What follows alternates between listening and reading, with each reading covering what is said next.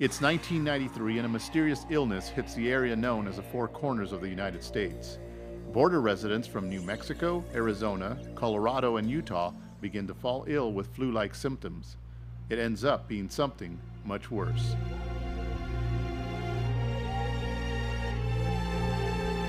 The outbreak in Four Corners left 13 people dead, and it was all because of a virus that was transmitted by a wild rodent known as the deer mouse.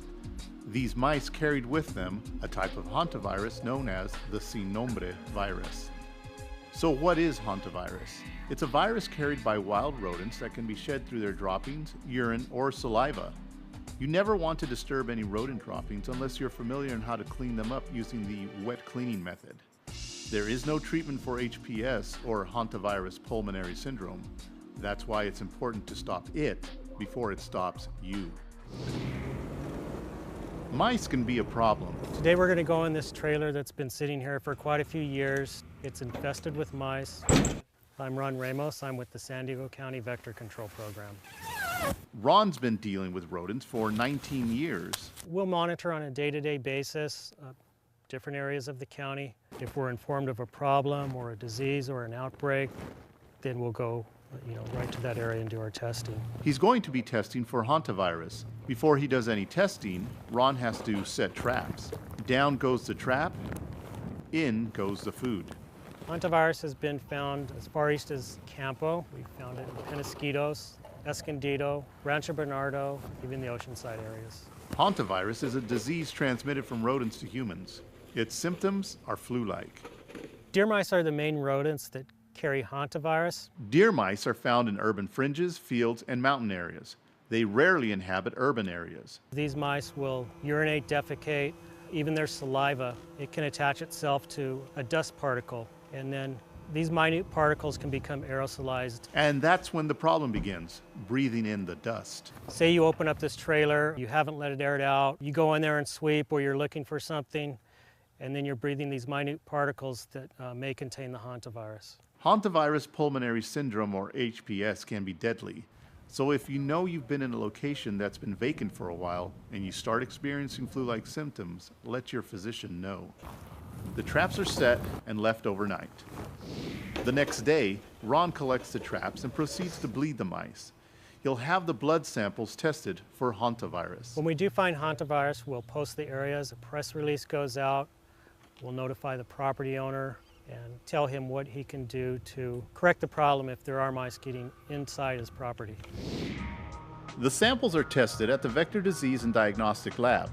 It's where experts can tell if mice are actually carrying hantavirus. Mice are not affected by the virus. They carry the virus, they can excrete it out in the urine in high quantities, but they themselves don't get sick. Testing the blood is a 24-hour process. It's first taken for a spin and then placed in a tray with a test strip.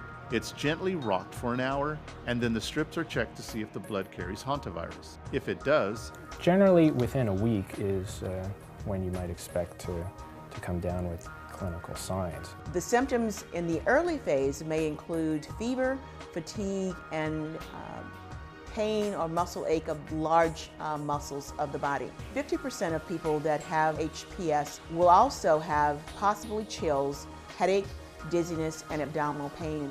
Currently, there is no specific treatment for hantavirus except for supportive care when the symptoms are in the early phase, and that includes treatments such as Tylenol for fever, hydration if people are throwing up or vomiting. Antibiotics are not effective against hantavirus, and there's usually nothing to worry about in San Diego. It's not that prevalent. We test a lot of mice every year. The number that test positive varies from around 5% at a high to much less than that. There's some years where we don't even find it.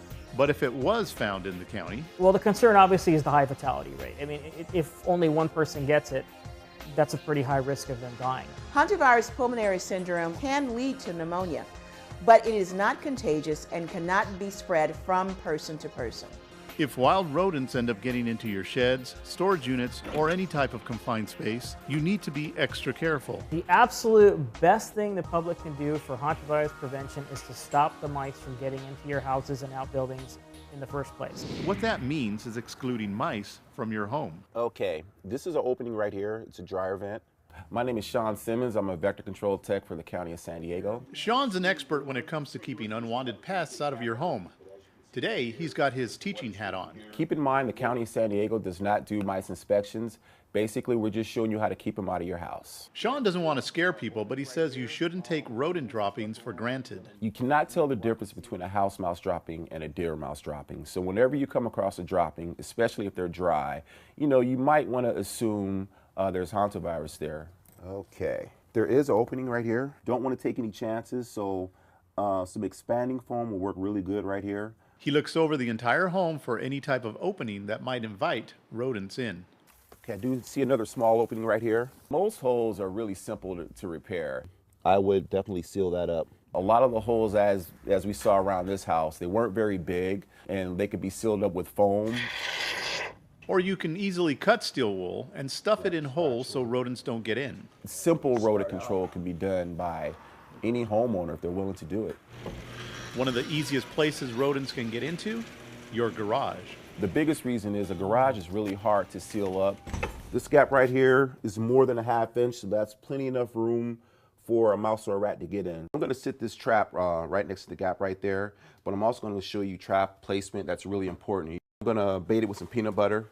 I like to sit it here. Some people like to sit it in that little box right there. You want them to get a whiff of that peanut butter. So if you put the bait towards the wall, you'll increase your chances more and it'll get his interest a bit more. Gaps in garage doors aren't the only ones to worry about though. One way to eliminate a large gap underneath the door is with weather stripping. Anything soft, they can actually just go right through that or chew through it. So you want a good hard plastic or metal. If you happen to come across rodent droppings, there are steps you can take to avoid becoming exposed. Don't vacuum, sweep, or dust droppings. Air out buildings that have been empty for a long period of time for at least 30 minutes. Use the wet cleaning method to clean up droppings. Get some disinfectant, like a 10% solution of bleach or a full-strength disinfectant of your choice. Go ahead and get some gloves on. Spritz down the area with that disinfectant. Let it go to work for a good 15 or 20 minutes so it can do its job. Then bust out the paper towels and start wiping everything up. Put everything in a bag. We recommend that make sure that you use bags that seal well, or at least tied off really well. So when they go in the garbage, there's no leakage. When you're all cleaned up, you can go ahead and wash your hands with the gloves still on. Remove the gloves and dispose of them in the trash. Then wash your hands one last time. Even though hantavirus may not affect you, it still pays to take precautions when dealing with wild rodents. For more information on hantavirus, visit sdvector.com.